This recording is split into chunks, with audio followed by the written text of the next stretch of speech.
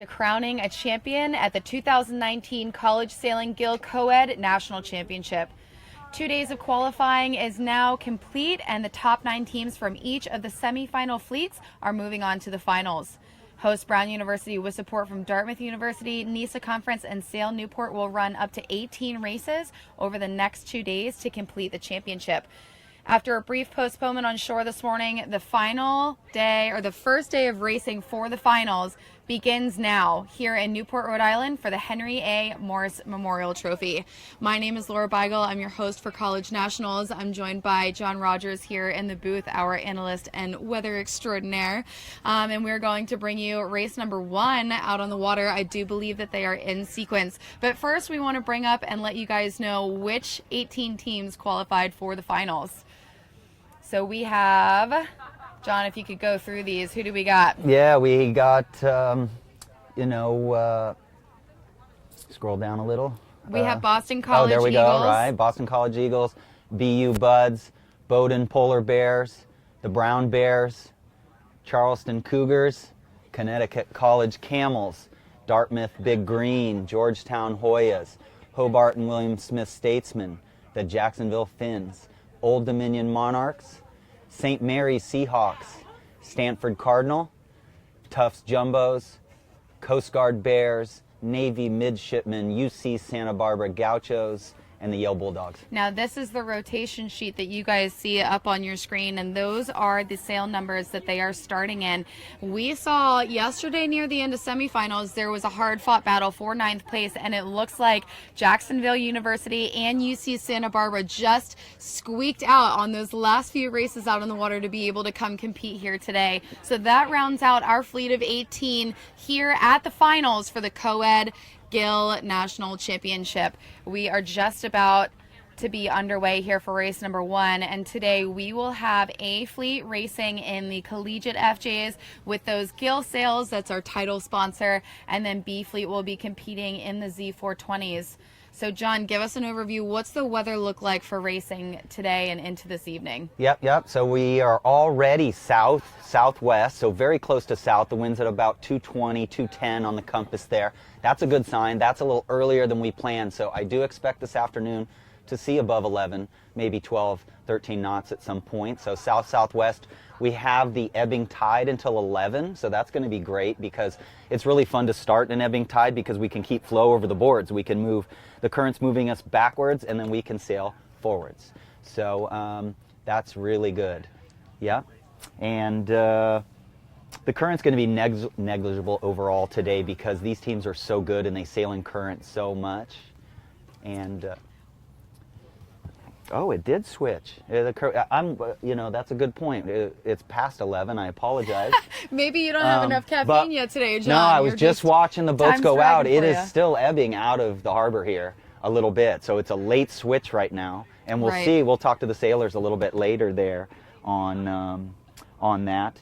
And yeah, so it's just going to be swing around to the south-southwest and be nice by early this afternoon. Yeah, and we do know earlier in this championship series, as you've been talking about the current, we do know that there are 2 channels that are sort of in play. Now, tell us about how the water changes directions when the current goes from going out to coming in shallower water versus deeper water. Yeah, it'd be easy to say that it all shifts at the same time, but current generally shifts based on the contours of the bottom. Shifts usually along shore first. Here in Newport, it almost always seems to shift in the channel less. So the ebbing tide will still be going out on the Goat Island side, on the other side of the bay to the right of your screen, or we're actually right above there. Or there's Goat Island to your left, so it's still ebbing out over there on the left side of the course, and maybe it's already flooding on this Fort Adams side. So it does change erratically. It's not a simple thing to figure out. It looks like we might be getting close to a start here. We can see all these teams beginning to line up here between the boat and the pin. Now it does look like they're all headed towards that pin end. John, based on what you see out on the water, what would your strategy be for this first start of the 2019 Gill Coed National Well, Championship. believe it or not, I would try to find a cupcake. You know, I would be looking for a team that I don't feel is quite skilled. I would not start next to Yale, or Hector Guzman would be nowhere in my picture, and that would be important. I would be looking to start right underneath. In my first race, I want to make sure that I'm right underneath the windward boat. If I'm not close to the windward boat in this, if I start, I might be pinned. So all of a sudden, I might look to the right, see people gaining, and not be able to get there. So I would be really worried, like 7 there on 16, squeezing up against the windward boat, so I'm not pinned. All right, for everyone who has tuned in so far, I hope that you guys are as excited as we are to see this first race come to a start. And I am betting that that's going to be, oh, we have an individual. I was going to go for a general 14 on that is over one. at the other end for sure. Looks like we have a number of boats piled up there at the pin, either 7. not moving, maybe over. The big green and 7 there. This is going to be a huge variable. So now look at that pile up down at the pin, locked up rails, trying desperately to get out and around. Looks like all of those teams will go back. So John, I want to say there's 2, 4, 6, maybe 6 to 7 boats that have gone back to restart. And I'm wondering if there were any that maybe thought that they weren't an individual over at the start. Well, what you have to say to yourself is if you really won the start, there's very likely you were over. I mean, 7 could have just been oh, they went back. Look at how did Dartmouth do that? They were over. They did a full circle in attack. And when all that chaos was going on, they popped out hard left there. Yeah, 17 there got a great start. And the Gauchos, Olay from Santa Barbara. We had a lot of that in the comments yesterday, rooting for their home team. So keep it up. We do have some supporters in here dropping in the colleges and some of the sailors that they are supporting. So definitely give them a shout in the comments here. We'll bring them all up. Yeah, Santa Barbara has been here 3 years in a row now at Coed. They qualified for all 3 events here, and they squeaked in by 2 points over Cornell in the semifinals yesterday, and they were only just a few points ahead of Penn as well. So they beat out 2 teams that were ranked pretty much all season, where Santa Barbara never cracked the top 20. So that's great. Looks like the left is okay there. The crews are now calling tactics. If we are doing well on one side, we will likely stick to that side and try to win our side. So each is evaluating right now how they're doing. If they're doing well on a side, they'll often protect that side. But you can see a little current lines up at the top of the screen where we do have the ebb and the flood hitting nose to nose. So it looks kind of like a line across that screen up by that powerboat up or sailboat that's up there. That is the ebbing and the flood hitting face to face. So that's lining up across the bay. There's Dartmouth, survived that over early there. Also, for those of you watching from home, we've got the rotation and the rotation sheet and the scores linked down in the comments so that you guys can access that pretty easily. All you got to do is tap that link and it'll take you in to see where your team is in the fleet for their sail number. Okay, so massive current line right there in front of you, folks. Those are the 2. That's a bottom contour. So there's a deep water line and a shallower water area. It's off the screen just to our right. Boat 12, if the current's coming in St. Mary's, we'll get a little bit of, I think that's adverse current in those 4 boats that you see. I still think they're in the ebb, and I think the flood is starting on the right side of your screen where you just can't quite see. BC Eagles, they had a great day yesterday. They sailed about 12 different sailors, and they took 3rd in their semifinal yesterday. And Wade and Isabel, their top 2 skippers, were in the top 10 every race in the B division. So great job. They switched off. I'm excited to see who has come out swinging today and is going to take lead positions around this first weather mark. Again, we have race number 1A here on the screen at the first weather mark rounding of the 2019 College Sailing Gill Coed National Championship. And John, it looks like we've got it was left early and right late. The Dartmouth Bay Green, number 7 right here, rounding in first. Boston College just behind. Not very much space throughout the fleet yet, but that's a little typical for this first rounding. And just after them in number 16, we have those Navy midshipmen. And 12, we've got St. Mary's, who also performed excellently in the semifinals. In 13, we've got Stanford. In number 9, Hobart and William Smith Statesman. 17 is UC Santa Barbara up top. 18 is the Yale Bulldogs. 10 and 3, we have Jacksonville Finns. In 3, Bowdoin Polar Bears. In 4, Brown University, our hosts. In 5, College of Charleston, followed by Connecticut College. In 6, in 15, we have Coast Guard. 11, Old Dominion. And they are headed downwind. Just a few boats left around that weather mark. In 14, we have Tufts. In 2, we've got Boston University. And in 8, Georgetown Hoyas. That makes up our fleet here. Yeah, incredible. Chris Williford rounding first there. You know, they were really on the bubble for a long time with the big green there yesterday. They ended up 7th in the Eastern semifinal. And then Chris Williford round the pin end, tack, and just rip it out there. They played the left, and then they were able to get back across to the right at the end. So they played both sides as it worked. So we're taking notes on what's happening here for the next race as well. So most people on starboard, I think the wind is in a little bit maybe of a left phase. Starboard is probably the longer tack there. And they're all just trying to keep their air clear. Every boat there is just lined up pretty much in clear air. Chris is in a little bit leading there on the center of the screen. The leader there is got 2 boats in a position to pounce. So those boats have worked to leeward, very standard tactic when you're trailing. If you sit on their wind, they just jibe away. So you sit to leeward and you wait to pounce. Soon as Chris jibes, you're going to see those 2 leaders jibe immediately. Oh, Chris is going to wait now. Chris is going to keep going there in 7. He's going to wait. He's got to get away from the boom of that boat just to his left, at least 2-3 boat lengths, so he's not in the slow death position. Now, as these teams start to figure out this current, like we said, it's a little bit dynamic. It's coming in some areas of the course. It's still going out in others. Which side of the course would you pick, and how much do you factor that into your strategy on these initial races, knowing that it's so tricky? Well, downwind, all I'm trying to do, again, sailing's an upwind sport. That's where we make our hay. So downwind, I'm just trying not to lose anybody, and I'm just trying to stay the same generally. Maybe I can gap out on the boats near me.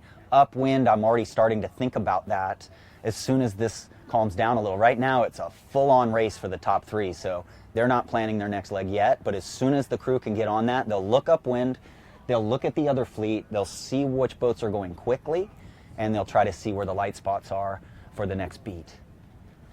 And we just pretty much on the same ladder rung with the Type 3, 1 boat just off that ladder rung, and beautiful, beautiful races going on here. The wind is jumping over New York Yacht Club, so that's why the wind hasn't quite touched down here, but we expect it to as soon as we get this flooding tide going. As soon as the flooding tide goes, it'll suck in the cold water, and the sea breeze will, little bit of sea breeze will suck in. There's Chris Williford putting in 1 in the slow death position, and also sticking Navy midshipmen there.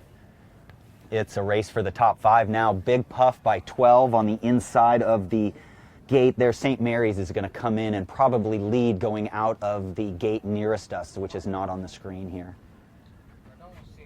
It appears that Chris in 7 up there is going to ride Simo with St. Mary's. St. Mary's in first. Incredible. Coming around on this side, Hobart, William Smith there. Hector rounded 9th, guys. Hector averaged 3 points per race yesterday in boat 9 there. He put on a clinic in the A division. He just passed 7 boats, 6 boats on that run.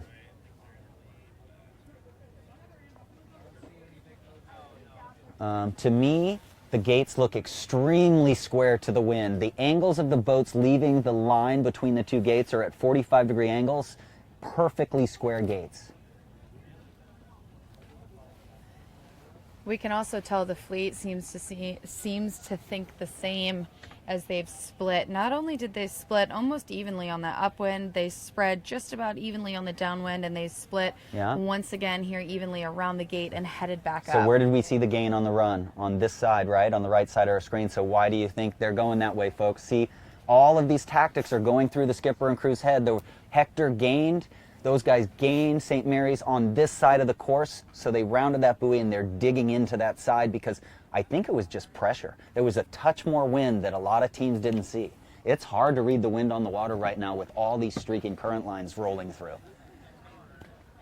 You think those current lines are light wind. They're not. They're just a difference in speed in the current on each side of those lines. You can see one at the top of your screen behind the fleet. Again, that's the wall. That's the flood and the ebb hitting nose to nose. Boat 12 in the foreground here, St. Mary's, and Hector has just gapped up to windward. Holy smoke, he's got 1 degree higher than everybody yesterday. He's 1 degree higher today than everybody. Look at him. He's 9 is 1 degree higher than the boat to windward. And so it's silent on the boat right now. The crew might just say, don't move. Don't move. Keep doing this. This is awesome. So Hector's moved into a hard lee bow later against St. Mary's, but he may be in an easy lee bow position here before we know it. Once St. Mary's tacks, Hector has choices. He could duck or he could lee bow. It looks like the other fleet's getting off behind, so that's good. The fleet behind is looking at this fleet to try to get an idea of what's going on. Now that fleet, the fleet behind is the B fleet. Again, they're going to be sailing in the Z420s. And for those of you who tuned in yesterday for the semifinals, we had 36 total teams divided into 2 separate fleets with an A and B division within each. An A fleet raced for both of those, A division raced for both of those fleets and then came in and rotated. That's not the case here. We have A and B out on the water at the same time. They will sail 2 races at a time and then come in and rotate into the next boats. So Hector laid up early. This was a good move by him, getting ducked there. Navy's hung right in there. It looks like, I've got to guess that's 7 up there in the middle there. Yep. Chris Williford's going to cross these boats and probably go under the ley line. I believe the flood is already at those windward marks, so he could overstand by a touch and crab right into the mark. I think he's just going to lay up right underneath these guys, right in here. And so what he does there is now he's protecting the left, right? He's got everybody put away on the right. He's calling these tactics now. The crew's just trying to nail the boat handling. And he just lays up there, and now he can go back and protect the left just in case something happens there. So Dartmouth, shy ley line here. If the wind goes left, he gains on these boats behind him. If the wind goes right, he lays the mark and he extends on everybody. So perfect tactics here.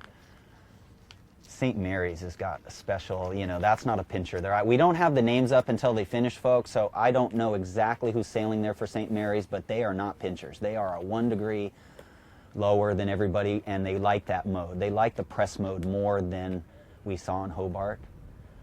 And we will be going to the finish line of race 1 and A here.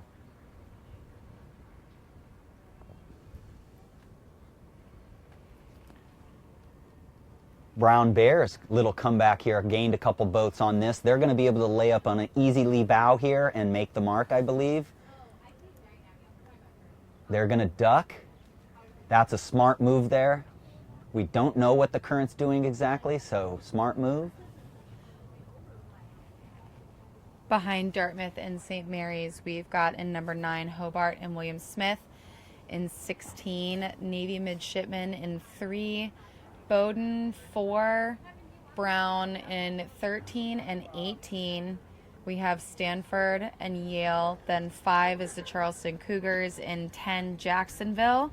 Number 1 is Boston College. Number 11 is Old Dominion. In 15, we have Coast Guard Bears. In 17, those UC Santa Barbara Gauchos. In 8, we've got Georgetown. In 6, Connecticut College. And in 2, we have Boston University Terriers. In number 14 right here on the screen, we've got Tufts. Now those 2 teams ended up having to go back and restart after an individual recall at the beginning of this race. So not a great way to start out the series, but again, there's so much racing left on the table that we know that they're aggressive. We know that they really want to get that great start off the line. We know that they're here to lay it all out on the table, and I think we can expect maybe just a little bit of a dial back on the aggression on the line, and probably some really great racing by both teams. And I talked to a lot of coaches this morning, and you're exactly right. Every single team I talked to mentioned the starting line's going to be way different today than it's been the last 2 days. So I think there was a little nerves in there, a little, people trying to figure it out, and it was just hard. Those guys weren't, there's nothing to blame. Sometimes you just don't get good starts. They'll get a couple bullets later on Georgetown and those guys, and they'll average out that 18 or 17 they get. They'll turn a 18 to a 19. And you average those out to 2 races, it's actually like 2 8.5s. If they can get another bullet, they can average out another race. So it's long regatta, and they're just this is gonna light a fire under them. And there's that B fleet headed upwind. We're gonna see A fleet finish their first race of this championship series and go catch the rest of the B fleet. Yeah, it's hard to decide what tack to be on downwind now because the fleet going upwind is on both tacks. So we have even numbers on port and starboard going upwind, probably means even numbers downwind as well. Our fleet looks like everybody wants port. And yes, it does look like a right phase on that B division sailing upwind. So right, upwind starboard means a downwind port header, which is what we sail downwind. 5 knots here in the bay, folks. It is going to build as we go here. I just felt a little sunshine, maybe a touch of sun coming through one little spot in the cloud. We could use a little bit warmer weather, couldn't we? I agree. I'm curious if anyone is tuning in that sailed in the 2015 College Nationals. They were also hosted here, and that was after I had graduated, but I still knew a lot of the sailors personally within college sailing, and most of them will agree that that is some of the coldest sailing they've ever done at this point in the year, and I think a lot of that also has to do with the water temperature. Well, here we come to the finish in the A Division Race 1.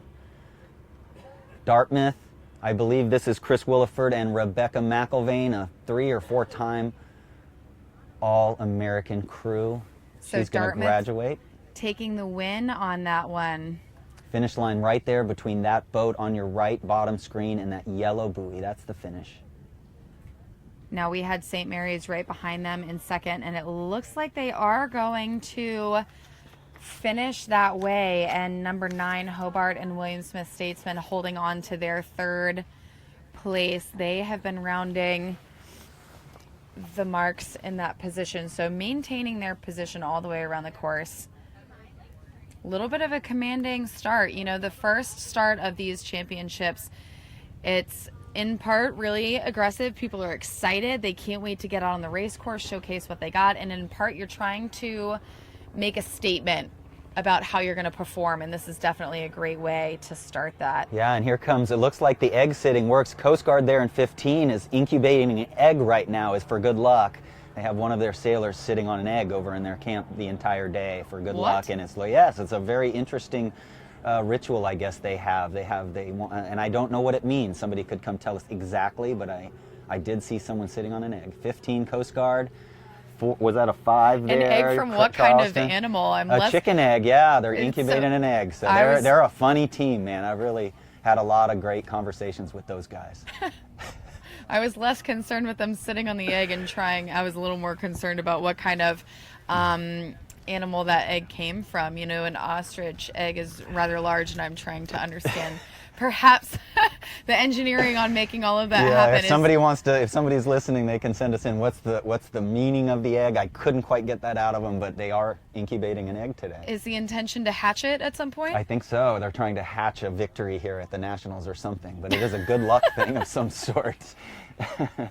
You know what? I love it. To each their own. Traditions are fabulous, and they are fabulous because of how meaningful they are, and they usually come from the history and from the camaraderie and from the communal nature of these teams. So I know that there's probably an excellent reason, but I'm curious to find out how that became a tradition. Yes, and I believe we have, is that the camel here?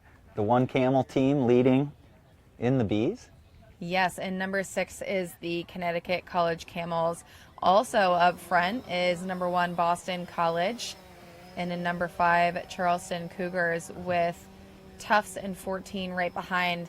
Now with A and B fleet, they each are in the same number. So one school has the same number throughout this rotation for these races. So in race number 1, you will always see A fleet team have the same number as their B fleet team. Just to simplify that for everyone paying attention. Sometimes, I mean, if there's numbers involved, I'm immediately confused. So rotations always threw me off. There you go, BC in boat 1 there. So you'll watch, if you're watching out here, how do we know how much wind there is? Well, it's boom holding conditions when we're wing on wing. When we heel to windward, we have to hold the boom and anything under 5 knots, otherwise the boom would swing across. And then you'll see them transitioning to reaches. So that's another indicator that it's 4 or 5 knots. And boat handling becomes extremely crucial here. Medium winds, boat handling is not as important. Light and heavy boat handling really becomes important. These roll jibes are crucial. You can get an extra 1 or 2 tenths of a knot and maintain that for several boat lengths if you really nail your jibes. Now they will be headed down to the gate marks. This will be the first lap of 2 total in this race number 1. And John, because of where the course is set up, I am inclined to think that we're going to see what we saw in women's for the 2 different courses that they sailed. Now one was a course 4 and the other was a 5, finishing upwind. Right, so they do that so they can get closer. They can get closer to the rotation dock with that second race, and they can get in and out quicker. I want to brag about Conn College, folks, because they have 4 freshman skippers for this entire event. They got 6 in the Westerns with those 4 skippers, all freshmen. Nice. And John Brejnahan, been there 29 years with Conn College, and you know, he just has a great attitude of self-reliance, making these sailors dictate a lot of what they do. They're really involved in the planning, the tactics, the strategies, the overall plan that the team takes at every event. Looking like almost an even split here again. Now, John, throughout the course of the day, we've also spoken a few times during the women's and even into team race championships. You learn a little bit more each race about the conditions out on the course, and with that you implement those different lessons and make them lessons learned instead of lessons that you keep learning. So what are some of the things, knowing that this is your first race of the day and we're likely going to push for about 9 races, what are you looking for right now? Well, I definitely know that I'm looking for a spot on the line that's probably a third of the way from the favored end is what I would be doing, and I'd also be looking for a team that's not a top team to start next to. So at 1.5 minutes, I'll set up early so I can bail out if I'm not happy with my position.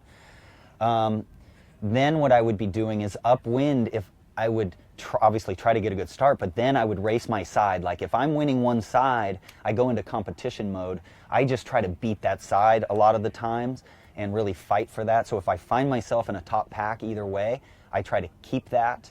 And then, you know, I create some standard knowledge from the race, but then the best coaches and the best sailors in the world know when to go outside the box, and that's the difference between the people that are top 4 or 5 and that are not. So, you know, we play the odds a lot, but the people who know how to go outside the box and don't play the odds and make an adjustment will be our top 5 teams.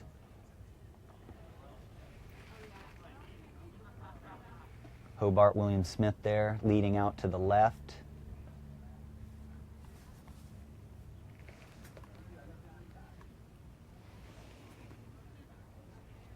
Yale Bulldogs in there in about 6th or 7th. Yeah, CJ McKenna, the skipper for Conn College, is a freshman. They sailed 4 different crew, and Walter Henry also skippered, another freshman, and they got 5th in A in their semifinal, A division. That's incredible. 2 freshmen with 4 different crew. So right now you can see the crew, the crew even gets to crouch position. I don't know if you saw that, but the crew bends at the waist and puts their head down. That's called the crouch. And then the crew will go into sliding their bottom in and leaning their shoulders out, the most uncomfortable position. So we're looking at, that crew is actually leaning out a little. That's a 6-knot puff there, guys. That's like the first time we're really starting to see a crew that doesn't have to do the full, you know, lean off their stomach muscles position. Yeah, you see the roll tack, folks. That helps get the sails across with no luffing. So that's why we roll initially, as we reduce drag by not allowing the sails to luff across. And then we flatten the boat, which pumps the sails, and that re-accelerates the boat back up to speed. If we don't roll tack, we are 3 or 4 tenths of a knot slower at the end of the tack. We're going to see a double tack here. 1, jib comes in, jib goes out, main comes in, roll second time. There we go. I hear some cheers Yes. from the Connecticut College Camels over there, Yes. rounding in first. Again, they've been leading this whole race, and this is the second weather mark rounding. We're headed down to the finish, and with that lead, I'm hoping that they can take the bullet in this race number 1 for B Fleet here on screen. I would love to do a shout out to James Appel, a very proud alumni of Conn College. I was lucky to start an Olympic campaign with him in 470. So James, a lot of fond memories, amazing rigor. Oh my goodness, that 1-16 wire spinnaker halyard was incredible in 1990 and 89, I think, 90. That's College of Charleston in number 5 in second place overall, looking like that was a little bit close up there with that was the clean. Camels, and that was boat number 10 is Jacksonville Finns there for a moment. But in third and fourth rounding respectively, we've got Yale in number 18. BC in 1. And in number 9 next around is Hobart and William Smith Statesman. In 16 there is Navy Midshipman. In 1 is BC. In 4 is those Brown University Bears. They are our hosts for this whole week and a half, this 3 championship series. In number 12 around now is St. Mary's, followed by Georgetown, Dartmouth Big Green, Bowdoin Polar Bears, Jacksonville University Finns. 15 and 11 are Coast Guard and Old Dominion respectively. In number 2, Boston University Terriers. In 17, UC Santa Barbara Gauchos. And in 13 here we have Stanford. So headed down to the finish line now, and it seems like we've had most of these teams drive after the offset. John, what does that tell you about the conditions on the course? Yeah, that indicates that starboard tack was lifted upwind probably, meaning a wind shift from Goat Island there. And so if we use compasses to do this, they don't use compasses in college, but we do. So if we're coming in on a lift on starboard, we will often do a jibe set there, or a jibe to get on the headed jibe downwind, which will be the long port tack. So to stay in phase with the wind shifts, that's what the crews are getting their skippers to do here. Playing the odds again, if the wind shifts back the opposite direction, all these boats can go on to starboard and they kill anybody who sailed starboard first. Now we don't know that wind shift's going to happen, but the odds would say be on port now, because if we get an oscillation the other way, we can get on starboard and we can do both, where the other boat sails 2 lifts. And Hobart William Smith there, you know, Hector has averaged 3.8 points all day yesterday, 3.8 per race. This is Connecticut College in number 6. I know, and they're in second. Conn College here in 6 is going to walk away with it. But it's incredible that that Statesman can just be so consistent. We got a lot of good footage of them. Maya Weber, All-American crew there. She was like the star of our show yesterday on these close-ups. Look at that. So let's see if we can figure out who's sailing right there. CJ McKenna, a freshman, and Cecilia Morera, a junior. They took 14th in race 1, so they're going to end up with 15 points, 7.5 average. It is a game of averages. We do sets. I love this college sailing because very few of these people know the points. I realized yesterday when I was walking around talking to people and I would say, hey, God, you guys are on the bubble. And they're like, really? Because they do their best every race. They don't worry about points, most of them, I've found. So here we go. This is a slow ride into the finish, but a very intense race nonetheless. And this is a close right here to race number 1 for B Fleet here at the 2019 College Sailing Gill Coed National Championship. John, we have officially begun. I know we started moments ago when these races kicked off, but now that we've got one in the books, this is it. We are started and on our way, and we'll see race number 2 begin next as soon as all of these teams cross the line. I do anticipate a course 5, which is 5 legs, 2 total laps around and a windward finish, and then to come in to the basin and rotate. So John, I'm so excited to see the rest of this day come together. It hasn't picked up any more in the breeze, but these teams seem to be rocket fast. Absolutely, and the fleet's spreading out a little bit again, and you know, everybody's going to go in, they're going to get advice here, and I'm sure the coaches are going to be trying to get them to sail better. You know, only 5 or 6 teams really, I think the coaches know that everybody knew what was going on at the start. They just probably won't even talk about the start with them because everybody who messed it up, they know it. The coaches won't say anything about that. They're going to try to find a distraction. Hey, upwind, let's try this. Hey, downwind, let's try to get out there and kick it. All right, so now that we are watching both of those races finish, what are some of the top lessons that we have learned about the conditions so far? Again, they evolve progressively throughout the day, and we can expect several changes. But as of right now, what is it you learned, and what are the 3 maybe key things that you would take into race number 2 of this set? Well, the hardest thing is the race committee is just too perfect, right? They set the windward mark exactly I'm gonna stop you right there. Straight upwind. No one has ever called a race committee perfect. Oh my everybody, gosh. that's it. We really mean that. It's so much easier when we come off the line and we can say, oh, starboard tack's closer to the mark. That you can't, who knows which tack's closer to the mark? And then the gates are exactly straight downwind and perfectly square to the wind. So the problem you have there is it's not easy, right? You're just trying to find what to say to the skipper that doesn't put them on a negative track. And it's hard to make that a positive. The race committee's making it as hard and as fair as possible. Yeah, it's really excellent to see. So it all comes down to the variables. Yeah. It all comes down to the way that you use the breeze and the current, all of that into your favor. So as far as the breeze and current are concerned, what do you think's going on for this next race, and how would you approach it? Well, I would stand up on the deck even as high as I could because I want to know where the current lines are. I want to know where the light spots are. Any good sailor can call puffs, right? It's the really good ones who know where the light spots are. And then off the line, I would just try to read. If there is a little wind shift, I'd want to get on the lifted tack. Again, we use compasses to do this, so we can read a 4-degree lift on a compass. They don't have those. They have to do it by looking at the land. They've done some test runs off the line, and some of them have picked a spot on land that if they're not pointed at that, they know they're lifter headed. So it's really important to get lifted right away if that is possible, you know, if the wind does oscillate right before the start. So that's what I would be doing. Get off the line.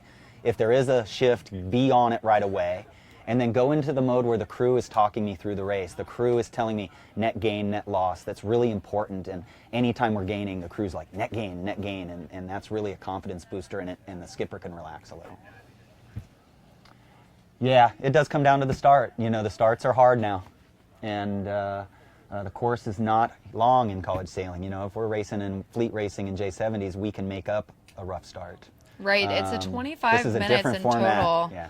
25 minutes is the target time from beginning to end for each of these races, and so it doesn't leave very much real estate or runway to turn things around for yourself. And the more square and fair that race committee sets up the course, you know, that adds another layer of difficulty, as you just said. So I'm curious to see where these teams start to make some changes to their strategy. And I know that there are going to be some, given that they've already done one race in these conditions. We are on the final approach.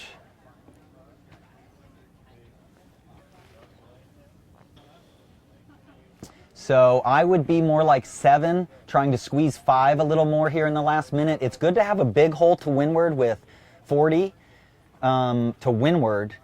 and then you slowly creep up underneath that boat to windward. 12 underneath 17 doing a good job, 9 doing a good job, 10, you've got to make sure you close the gap on the boat to windward, because if people are getting right away and you have a big gap to windward, you cannot tack and cross that starboard tacker.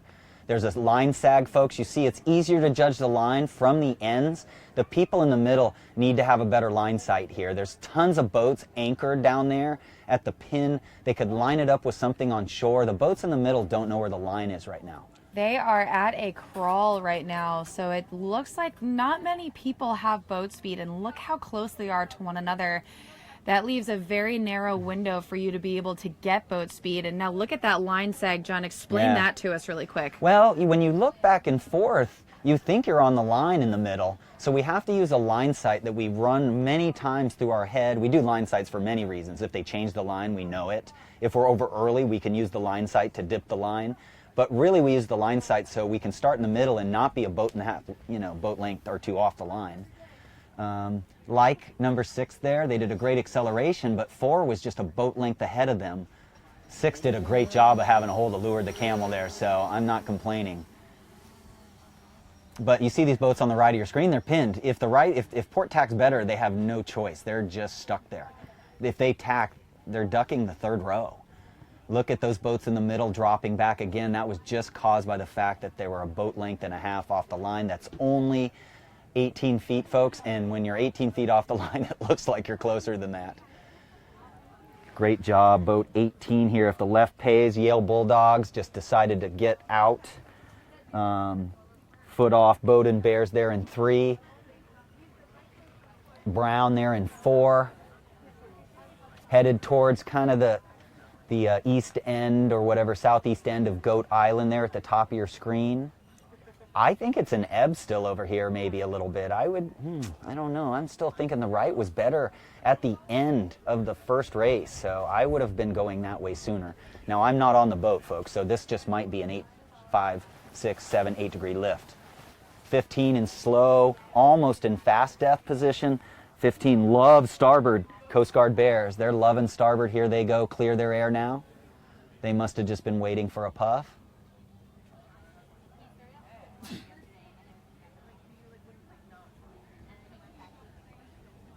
So when we tack there we go. When we tack the boat, we let the jib out an inch or two. We keep the main in, click it in an inch, let go of the tiller, and that windward helm turns the boat the first 45 degrees. And then once the jib backwinds, we push the tiller to the tank and jump to the other side. Right on your screen there, Brown, just going to feed out to the left here. I still think it's right late.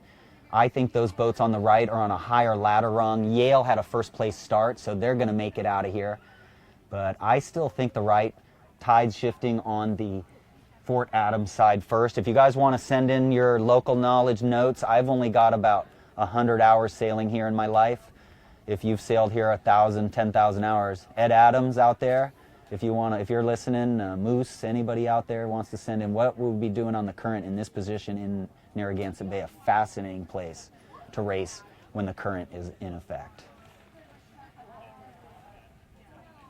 Now the magnitude, or what we call the coefficient of the tide, is a very moderate tide. It's above average, but nothing special. It's a 100-point system created by the French 100 years ago or something. It's super simple. If it's 100 magnitude, then it's your strongest tides of the year.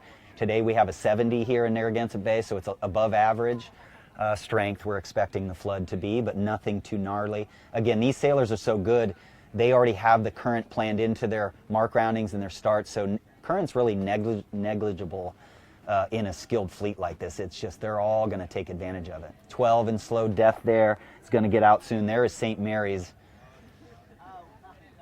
I still think the boats on the left middle of your screen there are further upwind, 1 or 2 boat lengths further up the ladder here.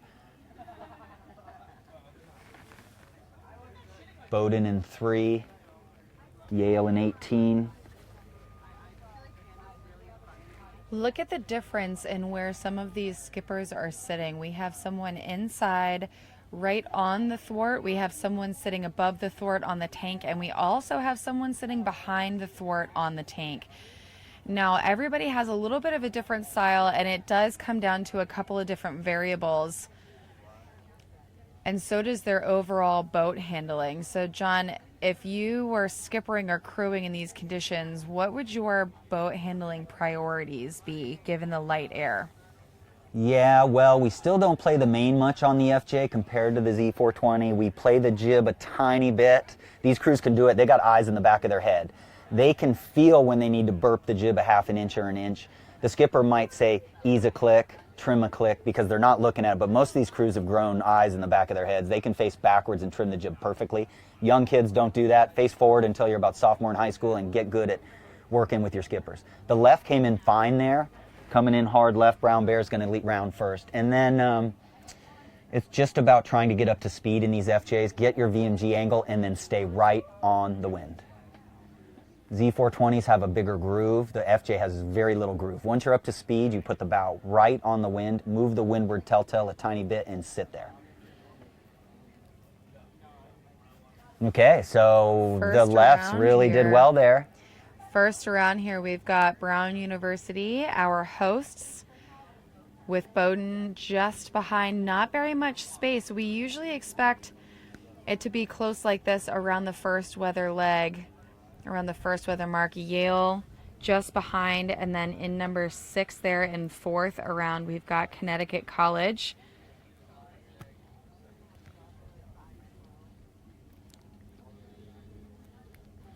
Boat number 9 after that is Hobart and William Smith Statesman. We've got number 8, which is Georgetown just after. And there's Boston College in 1, a boat behind Georgetown. Lots of reaching going on by the first few boats until they see a couple behind them round and head down to that dead downwind position. Now, there's 2 reasons that you can do that, right? One is that when it's really light like this, you want to make sure, A, that you keep your boat speed up. You also want to make sure that if you do head dead downwind, the fleet is going to pile up on top of you and there will be no breeze for you to be able to make it down the course with. And the second reason is that they want to be able to protect that side. So which do you think it is, or do you think it's a combination of both? Well, if you get rolled, first of all, this is a very stressful position to be in the top like this. It takes practice. They practice leading all the time. But if they get rolled, that's pretty much 5-6 boats are going to pass you. So they do the reach thing, and they don't want to, but they have to. They just can't get rolled. Somebody go over their wind. And then they start to go winging it. And I think these leaders are a little lucky in that starboard seems to be really good. If we do have a little bit of a flood now, it is going to make starboard a longer. Yeah, so they're just trying to protect getting rolled. I like that the boats behind didn't follow. In high school sailing, you'll often see the entire fleet reach for a while. These guys are smarter. If they come around in 7, 8, 9, they don't do the reach. They go ahead and wing it. And it gives you a chance to get a little chance of gaining. You can see the boom just kiss the water there. That's the goal on the roll jibes, folks. You want to roll to the point where the boom just kisses the water. That's what we found to be the perfect spot where the centerboard rudder come out of the water and just barely, and then as they enter the water, we get a big swoosh like from those boards. See the booms kiss the water? And it is remarkable to me that these teams train separately all year long. They get to compete against each other. But then when they come together here, they all look very similar. How the crews move, there's little variance, but how the booms kiss the water on the jibes. I mean, there's just such consistency from this. We can find a way to sneak him in the next couple of minutes.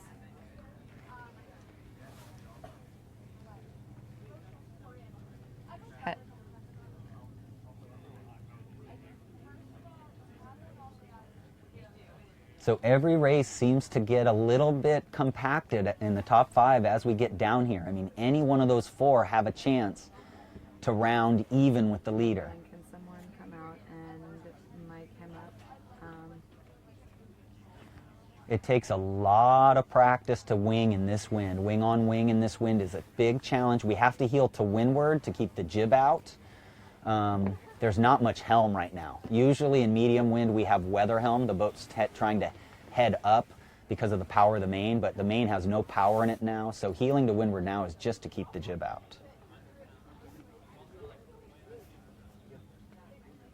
And we're headed down into the gate marks. John, which way do you think that you would head back upwind? Which mark would you pick and which side of the course? What I would do is I'm trying to guess what phase the wind's in right now. If the phase is coming from the left side of our screen, then I'm going to the what's essentially looking this direction is the right gate, because Yale and those guys came out fine from the left. So if I didn't know anything else, I'd be pressing towards the left a little, watching the fleet going right, and I might just try to save myself if I think that's going to be a different beat. But right now I'd be airing towards the right, depending on which gate buoy's further upwind. So I think these boats on this side are doing what I would do, and that is Bowdoin has taken the lead, or is at least close. We're going to have three boats rounding simultaneously here. Nice wide and tight, they say, to get around these marks. Yeah.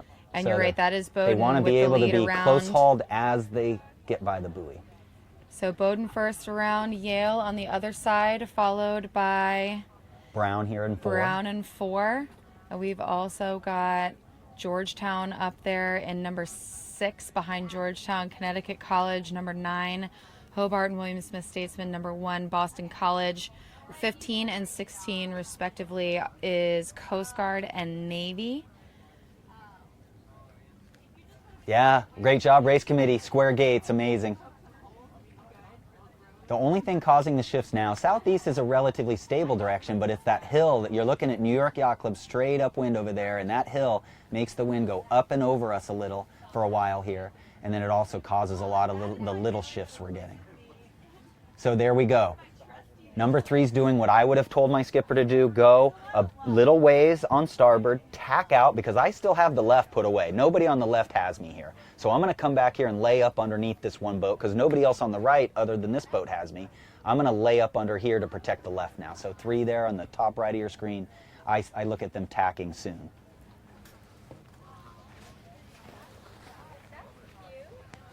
And we can see A fleet or B fleet down there. They haven't gotten into sequence yet, but they are not very far from those gate marks. What they're doing right now is assessing all of the different tactics that these teams in A fleet have opted for and the strategy that they've picked to be able to go back upwind. Now it's a little bit on the lighter side. It looks like the pressure is overall just a little bit down, but it also seems like it's filling in across the course. And so finding those little pockets of breeze or super light air is going to become more and more challenging to find. And we do have some advice from a local here. Thank you, Lynn. She says pressure and current off Goat Island is very favorable going upwind. Now, I don't have any teams next to me that would have otherwise heard that out loud. So for all of you coaches who are sneaky watching this, now you know.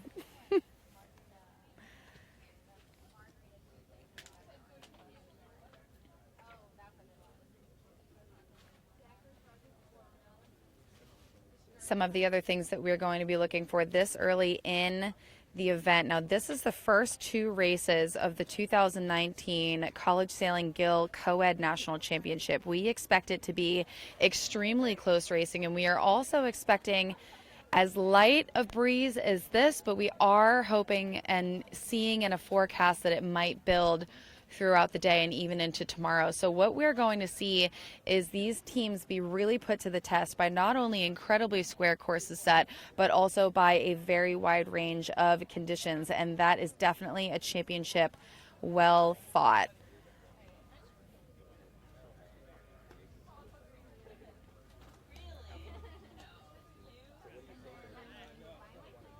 And now A fleet here is approaching the top quarter of the course. Looking like, Lynn, we are seeing people start to learn that left-hand side of the course, which is the top left-hand side of your screen, right on the edge of Goat Island, is definitely favored. And throughout the day, I'm sure we're going to see them come more and more and more over to that side. Looking like there's a little bit of pressure rolling off that south end of Goat Island, and these boats are back up in boat speed.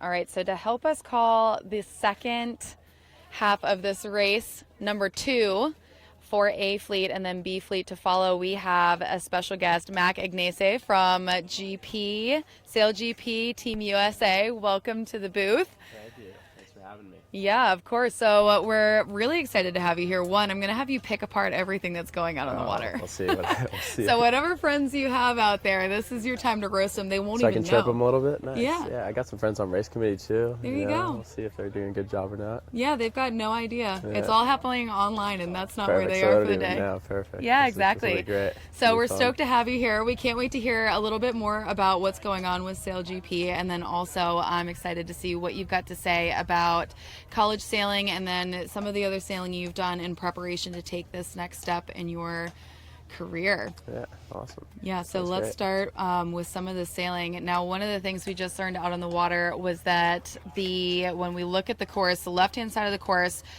we do have comments from locals that that's a little bit favored with the breeze and the current rolling off of Goat Island, and it seems like the fleet's starting to learn that, but I'm more interested in the boat handling at the moment. It's super light.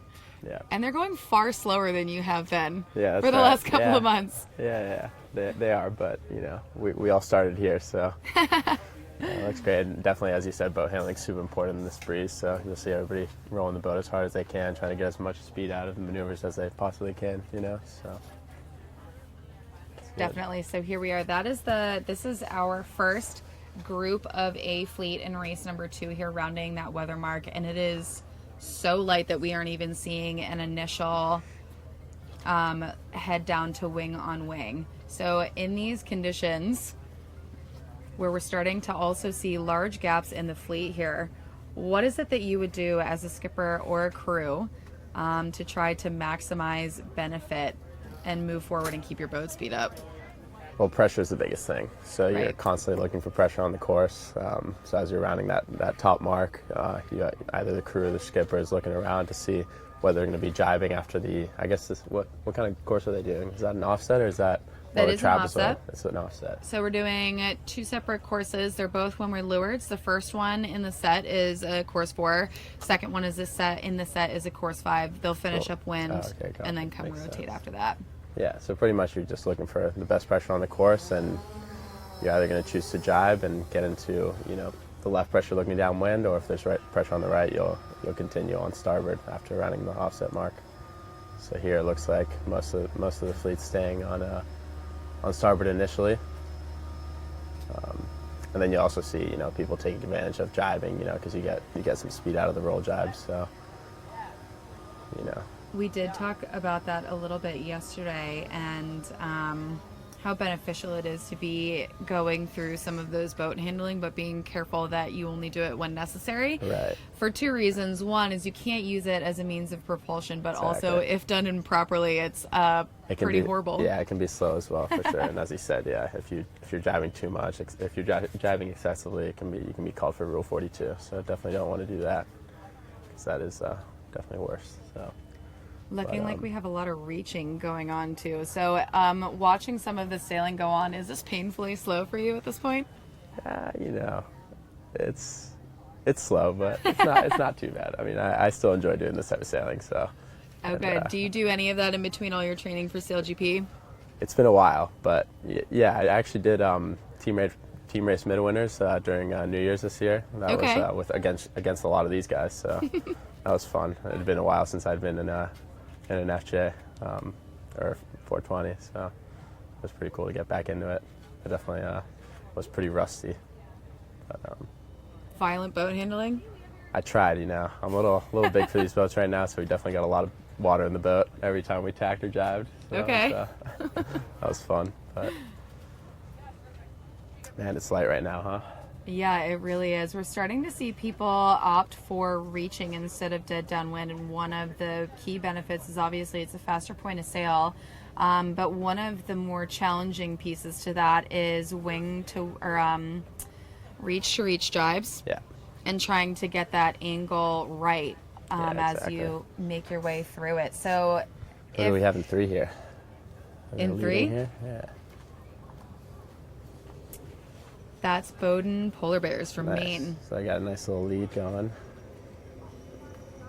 They have been leading for most of this race, which is pretty cool to see.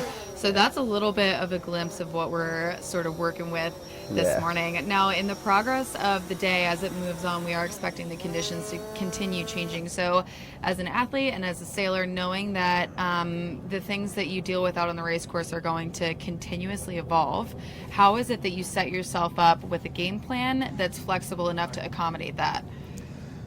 Yeah, you just want to, the biggest thing is keeping an open mind. You know, no race is equal. Every race is different. So you finish one race, whether you had a good one or a bad one, you kind of need to put it in the, you know, take what you can from it, but at the same time move on to the next one, because it could be completely different, especially in a light breeze like this where, you know, things are very likely to change quickly and drastically. So you'll see the most successful teams will definitely keep an open mind for sure, and do all their homework pre-start and between races. Just adjust on the fly. Exactly. This is tough. They're approaching the finish here? They are. Well, they're on their second Oh, so they'll go back leeward upwind. leg, so they will finish upwind. Now, those were a couple of examples of jibes gone well and jibes gone not so well. Number 4 and 18, especially 4, seemed to have come out of that one with great forward momentum, and number 6 comes out with just completely empty sails. Yeah. If you had one piece of advice for boat handling downwind in this, in FJs and 420s, what would it be? I'm probably not the right guy at this point. It's been a couple of years, but it's hard to say what it's going to be. I don't really know how to help. Yeah. The crews are doing a lot in this stuff. Obviously, they're switching the jib, but they're also putting the board down as they go into the jibe, because you want to get as much propulsion from the foils as you can. So they'll sail, you know, they're sailing downwind with the board up, but when they go for the jibe, they'll throw it down real quick. Number 4 is crushing that bow handling right Yeah, now. well, you can make some big gains off bow handling as we. Definitely. Look Who's at that how in? much speed Who they is that came in out boat with. 4? In boat rotation 4 in is front of Brown me. University. Brown, nice. Is that Patrick Shanahan? This is A division? This is A division. Yeah. Not to put the pressure on, but we do expect big things out of Brown. I don't know if you watched the women's coverage, but they did very well. Yeah, it was crushed awesome. in that breeze. It was so impressive. Yeah. And Ragna's she's an Olympian, obviously, and who was sailing in their other division. I've been trying to keep track of so many names and numbers. Yeah, it's tough, right? There's so many people. But they obviously sailed a great series. It was pretty awesome. And they are just a few years removed from me. I graduated in 2013. So for many of them, they're right between when I stopped college sailing, and they're not quite in the group of people that I coached. No, exactly. So here we got 12 rounding. Right-hand gate looking downwind to the left. St. Mary's. So we are expecting the left to continue to pay a little bit more, and we are also expecting the current to start shifting and running in a little bit harder at some point during the day. It has been a little bit off. So as we watch them go upwind here, and this will be to the finish for A Fleet in race number 2, which is the end of this rotation, and they will come back to shore and change out boats before heading out for races 3 and 4. Mac, tell us a little bit about Sail GP USA. Yeah, Sail GP. So it's a new series. Yes. It's very high action, you know, a lot of, we're going pretty fast on these boats. And A little bit fast. A little bit fast, a little bit faster than this. But what's the peak speed you guys have reached so far? I know the race is for 50 knots, yeah, right? that's the goal. So far we've reached 47. Okay. A couple teams have reached 49. So, we're going pretty quick, and we're really close to breaking that 50-knot barrier. I think I'd be surprised if it doesn't happen at the end of this season. Okay. So our next event's in New York, right on the Hudson River, right off Battery Park. So that'll be really exciting. That's in a few weeks from now, June 21st and 22nd, during happy hour time. It's 5 to 6:30. Oh, golden hour. Exactly, it's perfect. So. Someone knows what they're doing with that scheduling. Yeah, Stadium. That's the idea, right? Yes. You know, get it close, get some people, Exactly. during happy hour, right off of work. It's on Friday. So Okay. The first day's on Friday. So stadium if sailing. you're in New York, come check it out for sure. There we go. It's really and so, exciting stuff. what is it that you did to prepare for being able to take an opportunity to compete at a level like Sail GP? I did college sailing, then went into Olympic classes, sailed the 49er, crewed in that, and fitness is such a huge thing in sailing now. The level of athleticism in a lot of the boats is pretty crucial. So that was one of my biggest focuses, was my fitness, and it got me on the grinding pedestal on the F50 for SailGP. So far it's worked out for me. But then we've got the wing trimmers and the flight controllers and the helmsmen, where fitness isn't the biggest thing, but they've all come from dinghies as well. Mm-hmm. We got Taylor Canfield, who was a multiple-time All-American from BC, and Riley Gibbs is a great foiling sailor, and he's campaigning in the NACRA. So there's a lot of different avenues. Rome Kirby, he's our helmsman. He did the Volvo, he did the America's Cup. So. Mm-hmm. Obviously, that's kind of the peak right there. So he did it a little bit differently than the rest of us, but there's a lot of ways to get there. Fitness always helps, though, for sure. Excellent. So you guys are also made up of a group of pretty young guys, considering where the average age of the sport seems to be. So what is it like to compete at a level that is a dream for, most of us, and to be able to do it at such a young age, and also to be able to do it among your peers? It's really cool, and it's definitely an honor to represent the U.S. Mm-hmm. The cool thing about SailGP is that it's all nationality, so mm-hmm. everybody on the U.S. team is from the U.S., and everybody on the French team is from France. So that's a really cool part about it. And but yeah, it's cool to be the young guns out there.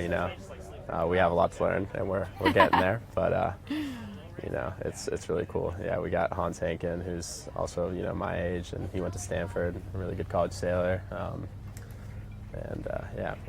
It's really cool, and we're all such good friends, so it makes it really fun for everybody. It's like a fraternity almost. Yeah, it's a good time. I can only imagine what some of those container conversations are like. I've been a party to some of them, but let's just say we make the cameras go away when we're in the locker room. That is not unsurprising. Nah, it's fun. It's good banter. It's healthy banter. So as you guys are, here's the finish right here. Yeah, so it's hard to see. So there we go. We've got our finish line. We had boat three. Boat three was leading around the bottom marks. I don't see them right now. Is that them? So looks like boat 4 is now leading. Or is that? There we go. That is Brown University. Now they rounded the right-hand gate to head to the right-hand side of the course, right. But we did see number 3, who came out of the left gate to the left-hand side of the course. So we're going to see them come back together up here at the finish line, and I'm curious which one made out. Yeah. You can see right now 3 and 4 getting into a little tacking duel, and part of that is, trying to secure the one. Part of it also helps with, getting a lot of tacks in to propel them forward. So they're right here together, one just in front of the other. And we also have boat number 8 right there, Georgetown Hoya, is sneaking into the top 3 and across the finish line. So there is race number 2 here in the books for A Fleet, and rather that's 18, the Yale Bulldogs, not number 8. It's a nice race for them. Third. So winning that race, we have Brown with Bowdoin in 2nd, Yale in 3rd, and boat number 6, Connecticut College in 4th, and number 8 here, Georgetown, coming across in 5th. Dartmouth just after them. Yeah, Dartmouth with Chris Wilford and Rebecca. That's a pretty solid team right there. Grew up with that kid. He had a good first race, right? I think he won the first race. Yes, they did win the first race. Had a rough semifinals, so it's nice to see them come out strong in the first set of nationals. It is summer here in Newport. There is a ferry boat out there with what seems to be a very big bachelorette party, I'd imagine. Bachelorette party. For sure, that's what it seems like to me. I think there's a lot of those in Newport during the summer. Honestly, everyone says we're a sailing town. I really think that we're just a bachelorette party town sometimes. We'll take both. It's not too bad. I think they go hand in hand. Getting a great reaction from the shore over here. Liven up the day a little bit. So A Fleet is wrapping up right now, and they're going to come into the dock here and rotate. and then head back out for races number 3 and 4. But out on the water, we actually have B Fleet finishing up their race number 2. So we are pretty early in the season, and thinking back to your college days, or into the regatta actually, thinking back to your college days, we're only 2 races down. We're expecting 16 left to go. Yeah. Based on your performance so far, how would you piece together your mindset and your strategy for the next 2 days? It is such a long series, and 2 races in, you really can't.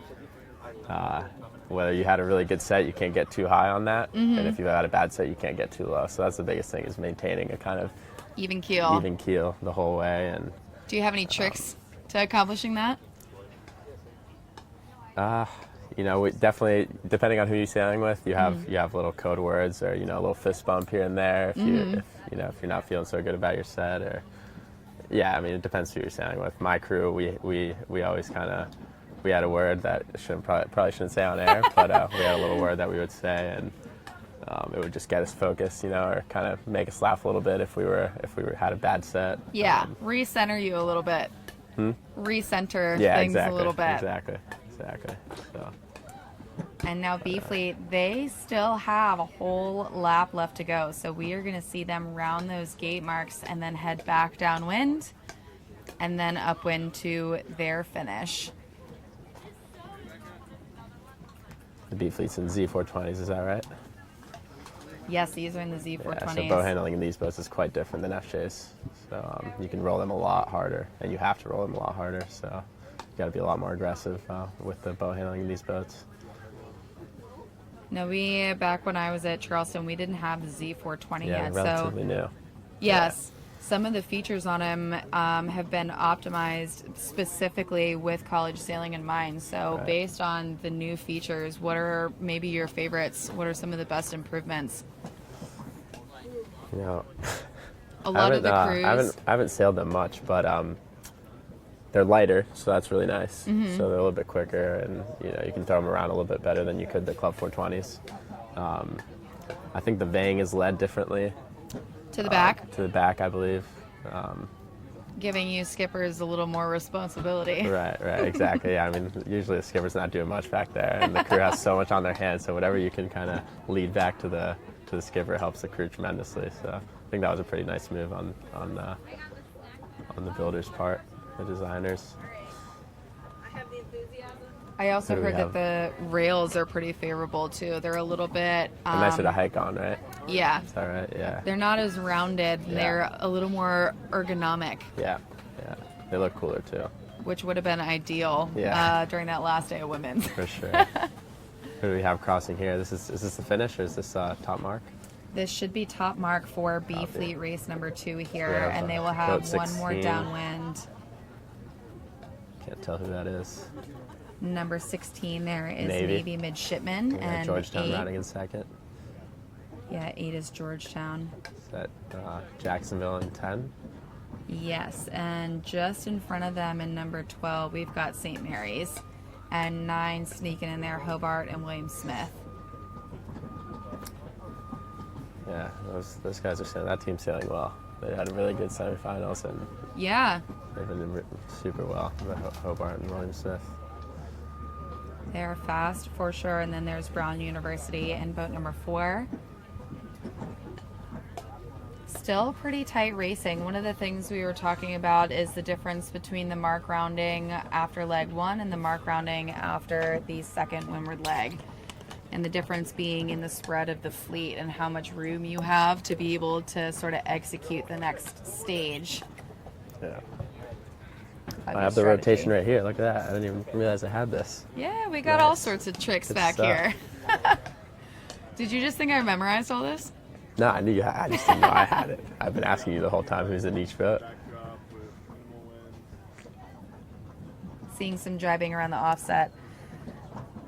I bet we're going to see the fleet split just a little bit. Maybe not 50-50, but just a little bit. Fighting for some clear air. Yeah. Downwind. So as you guys progress, as sailors progress out on the water and take some of those lessons learned, what is Obviously, the goal is to get a little bit better each race. What is sort of your post-race procedure to get ready for the next race that you're about to, start? And how is it you take lessons you learn to identify them and then implement them? Yeah, the first thing you want to do is do a little bit of a recap of the race in your head, whether it's in your head or with your crew or with your coach if you're between sets. Do a little recap, but the biggest thing I think is not dwelling on things that mistakes that are obvious, that mistakes that aren't really going to affect your next race. So if you get a bad start, you're like, all right, we got a bad start. We don't need to talk about that. We just need to go out and figure out how to get a better start. Right. But if there's a pattern that you just keep missing, like there's a favorable current on one side, or there's a geographic shift that's always on one side, then those are the kind of things that you do want to talk about, because those will help you in the next race. Right. So that's key for sure. And then after that, as soon as you want to get that done quick, because there's not a lot of time between races, and then you want to get into whatever your pre-start routine is, whether that's getting a line sight, doing a couple jibes, tacks, checking what side's favored, looking up the course. You want to get into that right away, because that'll get your mind refocused on the next race. Everyone has their own pre-start routine, and it's almost like a religion. It's a must-have. It is, and it affects your psyche if you're thrown off. A ton. That's the biggest thing. That's why we do it, because it gets you into like a groove and gets you mentally prepared. That's for me, I think for most guys, it's definitely the mental game. It's the biggest thing. So that's what it helps with the most, I think. That way you're starting the race not at the start of the race, but you're starting the race several minutes before it, and so you have time to get a little bit more composed. Exactly. So what is your pre-race routine? Depends on the boat. Okay. If I remember correctly from college sailing days, line sight was probably the first, or some boat handling, so some tacks, some jibes, get used to the sea state, the whoever you're sailing with, if you're sailing with a different crew from the set before, and get used to the boat. Like sometimes you switch from an FJ to a 420, so you want to make sure that you're boat handling a little bit differently. Then you're also there's some settings, so there's tension. So you're focusing on that. You're trying to get that right. And after that, line sight and looking up the course for where the pressure is and where you think make a game plan for the race to come. So that was a lot of words, but it's actually pretty quick. It does. It seems lengthy when you try to articulate it. Yeah. And now with the F50, what are some of the things that we know? There's a lot of technology that goes into it, and we can see that. We can also see that there's a lot of coaching from different types of coaches. So how does that change your pre-race routine? Yeah, so in the F50, we have a lot of electronics and hydraulics, things like that. So there's a lot of checks on that, and a lot of times we have some malfunctions. So we have to get the tech team on or whatnot. But if all that goes smoothly and we don't have any technical issues, we do a reaching start, so we'll do a couple of runs at the first mark to figure out the angle and things like that, and then we'll do a couple jibes, a couple tacks. So it's really not that different. And then we don't really need to do the line sight thing, because we have kind of the start box on our screen. We have a display, so we have like time and distance to the line and things like that. Nice. So that's pretty nice. Definitely. But we definitely do some timed runs and try to get a feel for what the breeze is doing and what the current's doing and things like that. That was definitely a big thing in San Francisco, the current. So. The current. What are you expecting? Current.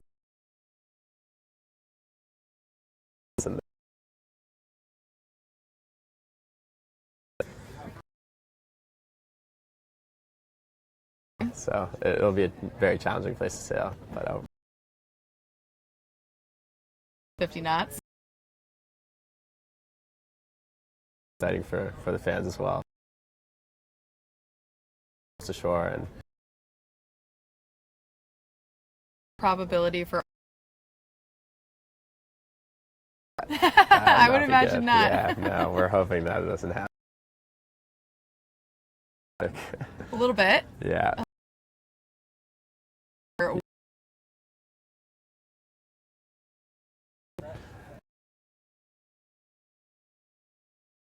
Not ideal.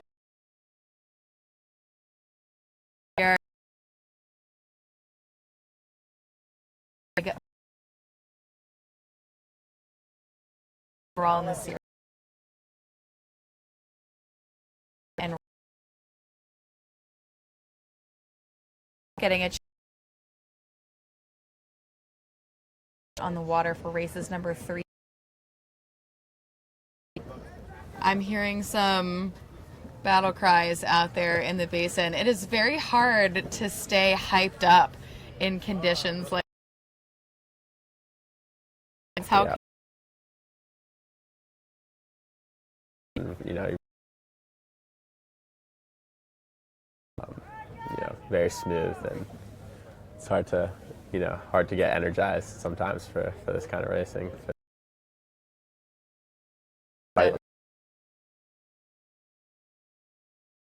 That's why you see like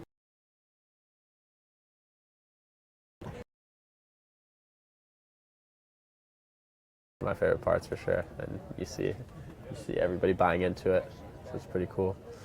And it looks like we've got a different winner here. Now that race win here in race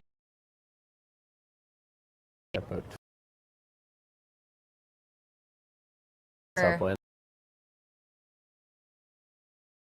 Nice for them.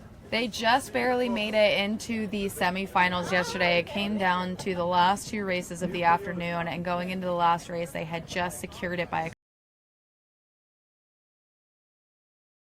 a Mac. This is the first time that they Awesome.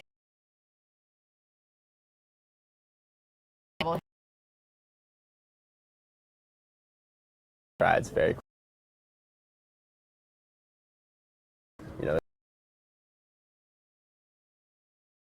the chunks out of the cougar. It upset me, but I'm excited. awesome, yeah.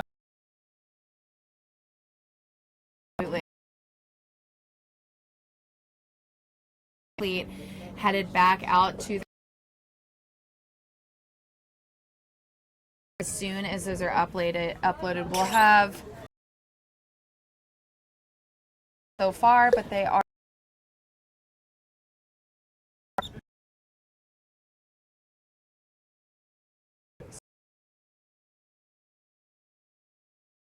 soon.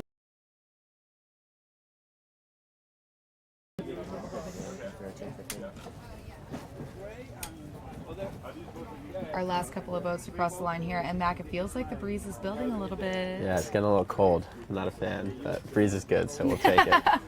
It's definitely cold. I saw some people, like people from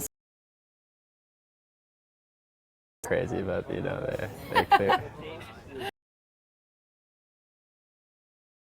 So we are going to take a short break before we get all of the results uploaded online, and then we're going to take you through the standings as they are after races 1 and 2, and then we'll dive into all the action for races number 3 and 4 out on the water. Stay tuned. The city is amazing. I love New York. And you're going to take the fastest boat in the world and race it in the most iconic venue in the world. New York's going to be amazing. River, the crowds will be huge. It's close racing. I mean, the boats are a foot away from each other. Not on day 1, boys. Okay, turning.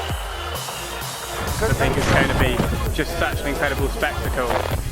We're right inside all the buildings. It's like, when the Formula 1 goes to Monaco. Short, tight track, all about manoeuvres. That's what we got. We're all going to be there. We're all fighting for points. We're all racing hard. Hopefully New York will put on a show.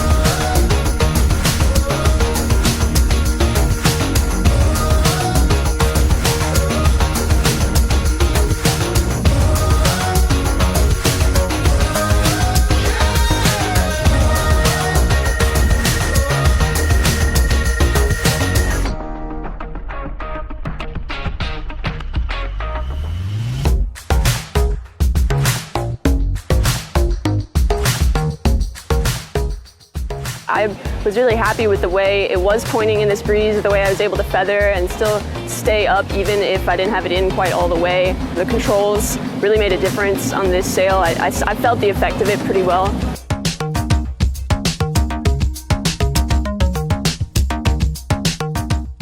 I felt like it had a little bit more power, but also a little bit more maneuverability. You know, you could get into that low mode that you might be a little bit more overpowered in the laser rig, so it was different for sure.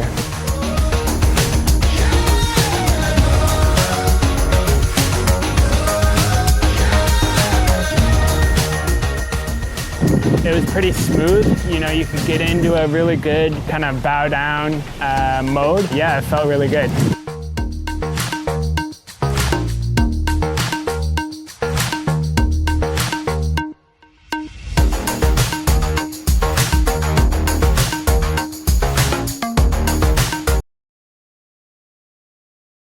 The boat reacts very well. The boat starts breathe.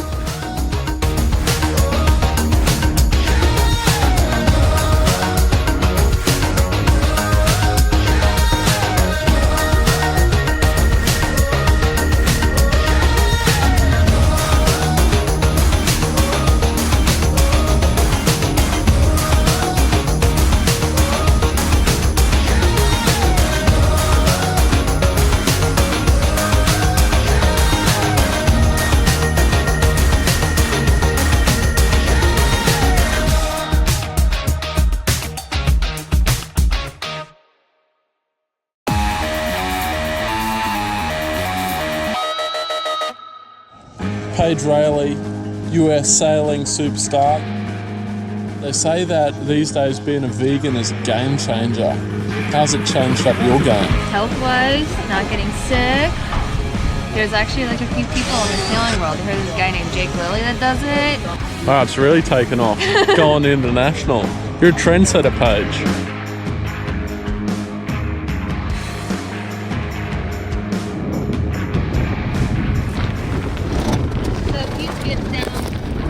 And then when we get down, we'll do some rabbit, upwind, speed stuff. Once we've done that for a while, we'll do some starting stuff.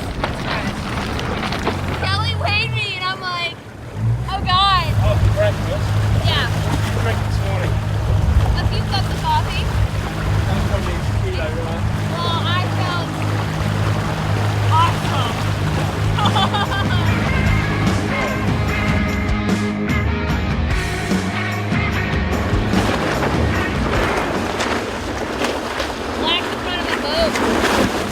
What kind of mode did you feel like you were in? Felt like DMG for a bit and then at the end was going tight. Yeah. Sometimes I was going. Halfway down that, you were leading that group easy. Yeah. And then down to here. Got yourself into little dirty air battles. She extended down and came across. I'm tired, see? Yeah, me too. And my lower core blows. It burns. Well, suck it up.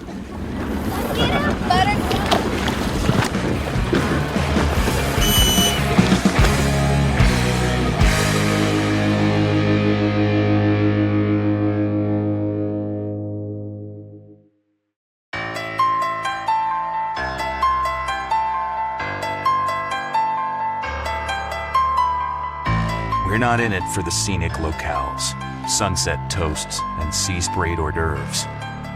No, we're here to be challenged. Because out on the water, the challenge is the reward. We don't take shortcuts. We don't cut corners. We don't give up. So challenge us, Mother Nature. Answer our call. Give us what you've got so we can beat you at your own game. Don't hold back. We'll always find a way to go further or faster and sail a bit better than we did yesterday. We are sailors, and every time we hit the open water, it challenges us all over again. Another skill to master, another obstacle to overcome. Because the moment it gets easy, the moment there is no challenge, is the moment we stop being sailors. We are quantum.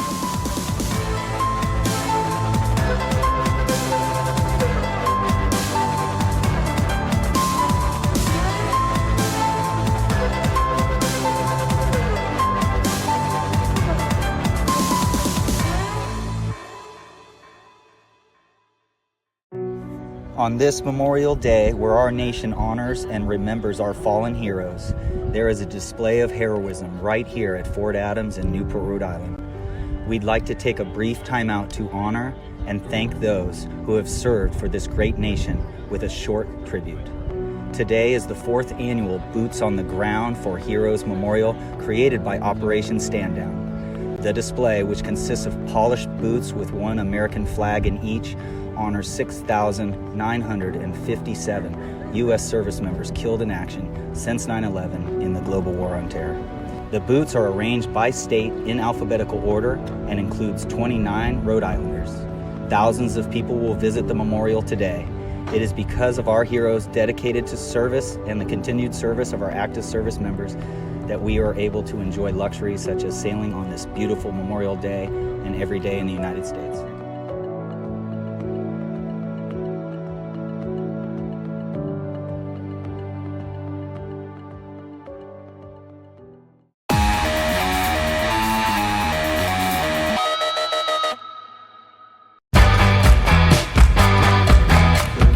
Hi, my name is Lucy Wilmot. I'm from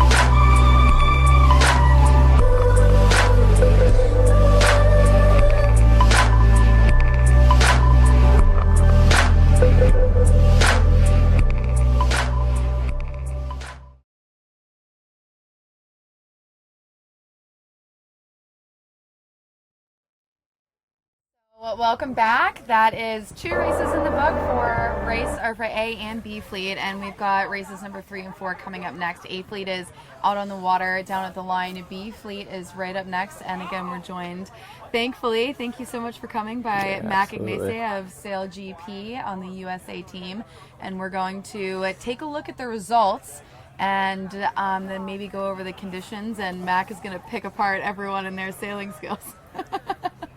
Maybe. Yeah, we'll see. Offer constructive criticism. Constructive? Oh man, that's tough. So in first leading the regatta so far is Hobart and William Smith Statesman. Now we saw them put on a really great performance in the semifinals so far. And then Navy in second, tied with St. Mary's Seahawks and also Brown Bears. And then in Dartmouth, or in fifth, we have Dartmouth, followed by Yale, Bowdoin, Conn College tied with Jacksonville Finns, Georgetown, Charleston tied with BC, Stanford, Coast Guard, Tufts, Boston University, UC Santa Barbara, and Old Dominion. So this is still very early on in the event, and we do have some tricky conditions out on the race course. So we're going to get underway in just a few moments. It looks like they're all just off the line here. Yeah, a little battle for the pin there between 6 and 17. My nightmare. Oh man, yeah, it's a nice start for 17. Oh, but they were over, so not such a nice start. Take that back. So we got one boat over early at least, and they're rounding the end. It does. We had 2 pretty aggressive starts for both fleets in that last set. I think everyone is chomping at the bit to try to. Looks like there's just enough room for everybody on the line, so everybody's going to be fighting pretty hard, you know, to get the advantage. It makes it a really difficult dynamic. So knowing that the length of the line is a little bit shorter, how would you approach that start? Would you try to win the boat or the pin specifically, or would you just go for a region and hope that you get out unscathed? It depends on your style. You know, there's people that like to win the ends, and then there's people that like to do more of a conservative move and stay away from the ends because they tend to get a little bit more congested. But you know, in a short line like this, the whole line's congested, so you want to get there early and battle for your position. You know, and they all practice this a lot: the slow speed boat handling and you know, trying to build their hole and get those starts in a really tight lane.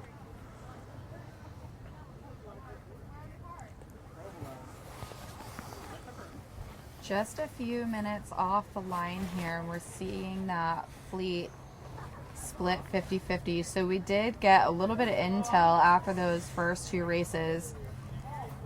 There was more current relief out by Goat Island, but it seemed that the right paid when there was a little bit more pressure, was the overall theme of the conversations we heard. Yeah.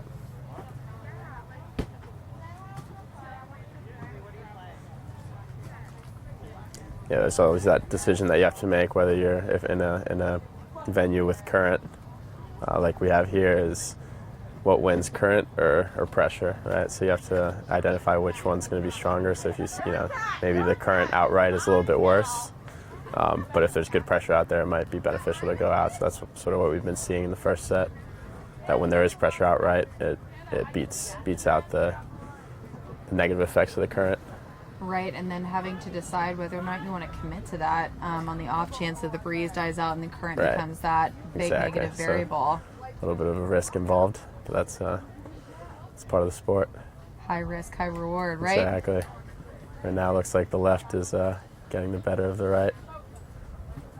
We do have a little bit more pressure on the course now, especially compared to that final race number 2 for A and B fleet, and that last round before they rotated. So I'm sure these crews especially are a little bit more relieved. So going from roll tacking, you start fully extended on one side of the boat, and then you have to end up fully extended on the other side of the boat.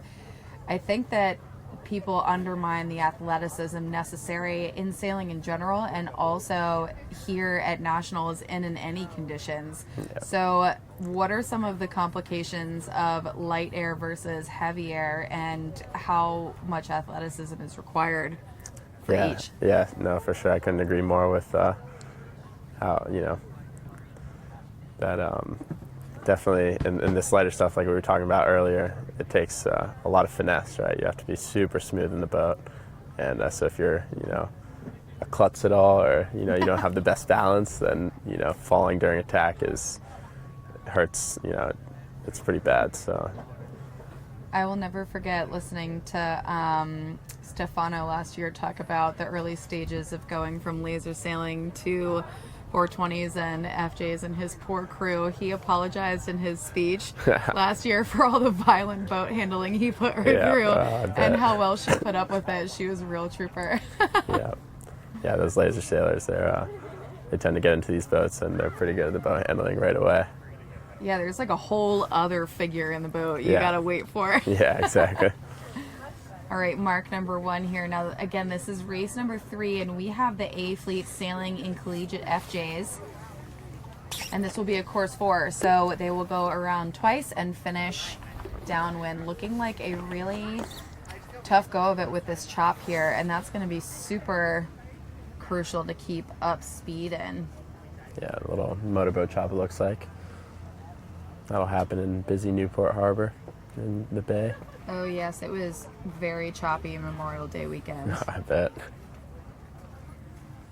Start of the summer for all these New Englanders.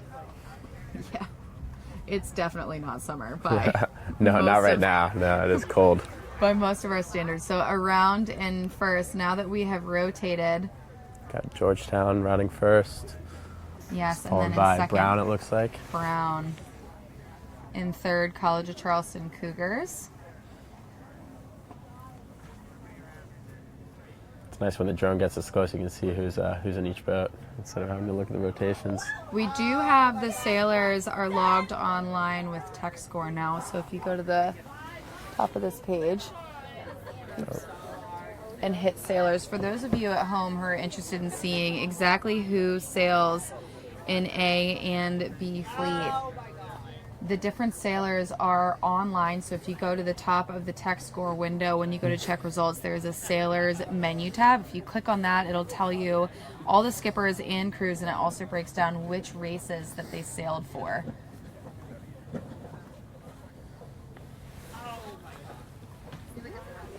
Looking like a few people jiving right off of that offset. So we've talked about that being a bit risky, especially in light air, but if you're driving onto a reach, it doesn't necessarily seem like you're all that affected by the bad air coming around that offset. But is that still a risky move in your opinion, given the conditions are so light? It definitely can be. There's as we've been talking about, there's current in play, so maybe they believe that. I'm not sure what the current's doing right now if it's flooding, but if it's flooding, then getting out to course right, left looking downwind, so having to jibe right around the mark might help you get downwind quicker. So that's probably what they're thinking about here. And that current is a little bit tricky. So coming into Newport Harbor, there's 2 separate channels, both of which are to the right of your screen, but on the left side is out by the Narragansett Bay, and the current does rip pretty well through there. We're just about a week off of a full moon, so we know that the water is flowing pretty heavy, but it is starting to dial back little by little each day.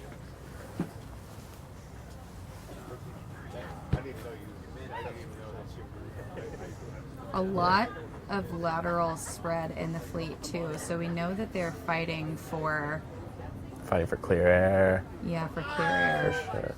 Interesting, they're shaped like birds Yeah, in reverse. Yeah, kind of cool.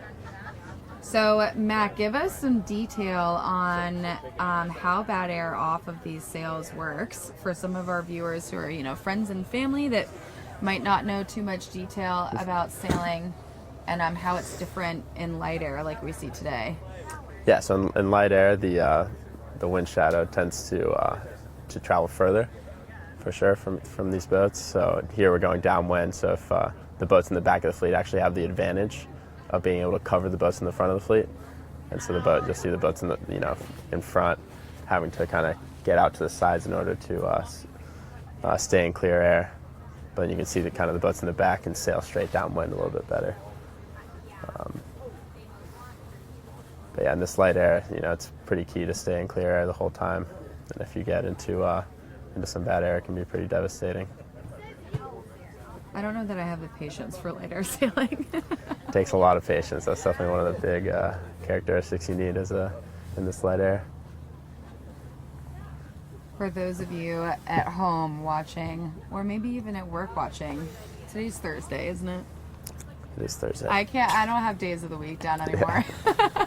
I can never remember what day of the week it is. For those of you watching comfortably from your desk at work, if you are a light air sailor, give us some of your tips and tricks how you get through it mentally, for those of us that don't have the patience or maybe the attention span to be able to deal with it. It takes a lot of both, that's for sure. It really does. So in number 7 here, still leading Georgetown. this race, that's Georgetown.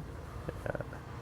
And then also in the front up here, we've got Coast Guard in 16, in 3 Brown University, in 6 Charleston Cougars, in 16 and 15, 16 is Coast Guard, we just said that, and 15 is Navy. All teams that we saw up in the top end, although some of them didn't have the best results in that last set. Yeah, it's going to be a very up and down regatta, especially in these conditions. It's super easy to be inconsistent.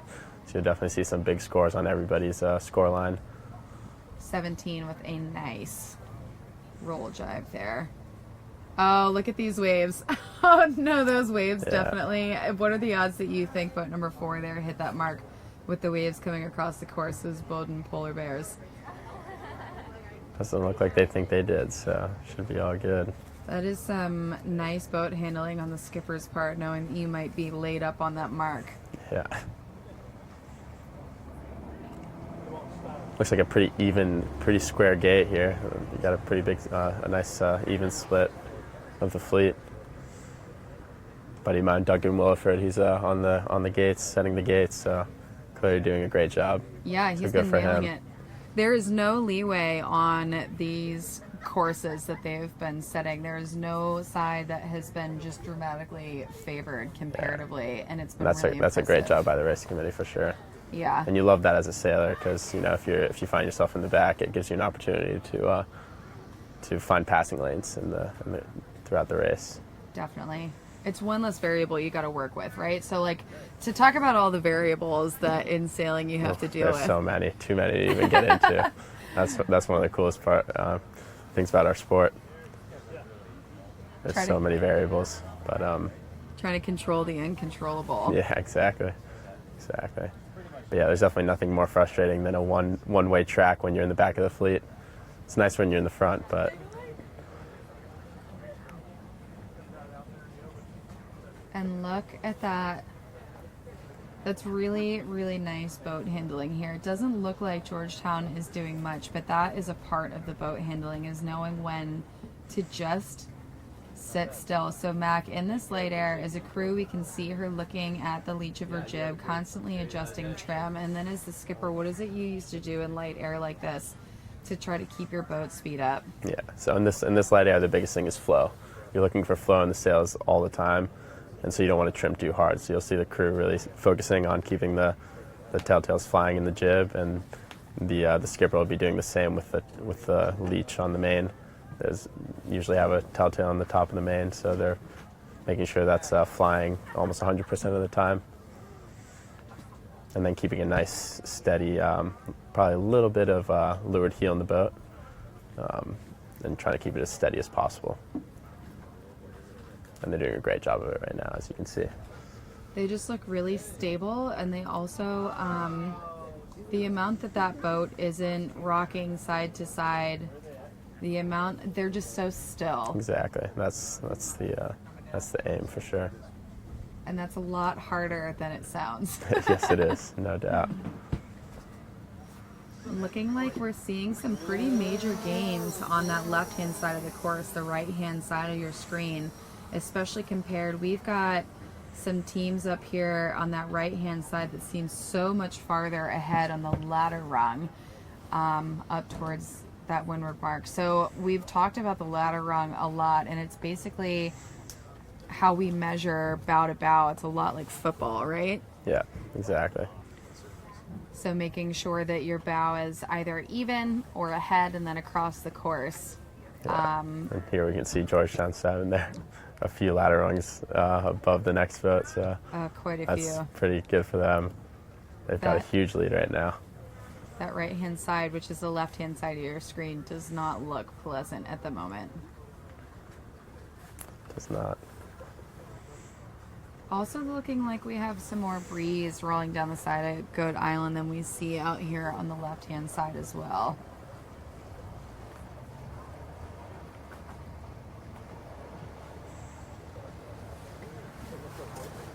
Yeah, definitely you can see most of the fleet trying to get over to the right. We'll finish downwind.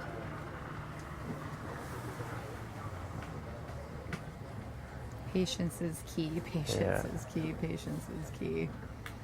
So for venues that don't have very much light air, trying to train and be prepared for that, growing up sailing, we probably see all different kinds of conditions, but not primarily spending your time in this.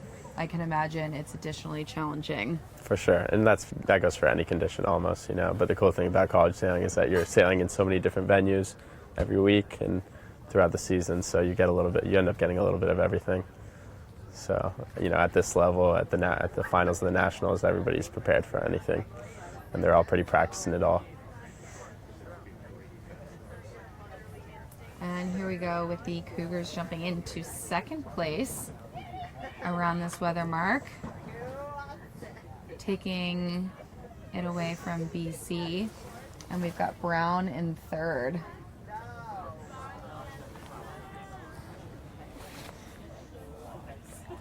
This is some seriously tough racing out on the water. Now we can see B Fleet down there at the starting line, and this view also gives us an excellent idea of where the breeze is and some current lines are out in the water. You guys can see one little light spot that was snaking all the way up towards Rose Island. That is definitely a current line, and on either side of that the current is moving in two different directions.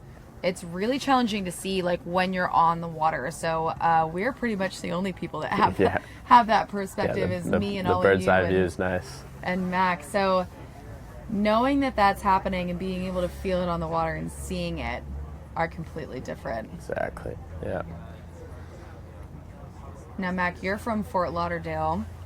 Growing up down there, how much current is it that you guys dealt with on a day-to-day basis, and what venue did you sail out of growing up? Growing up, I sailed out in the ocean, typically in Fort Lauderdale, so yeah, there's a little bit of current, but pretty sweet. Yeah, it's an amazing place to sail for sure, and spent a lot of time sailing on Biscayne Bay, and even out off of South Beach as well. So a lot of ocean sailing and a little bit of bay sailing.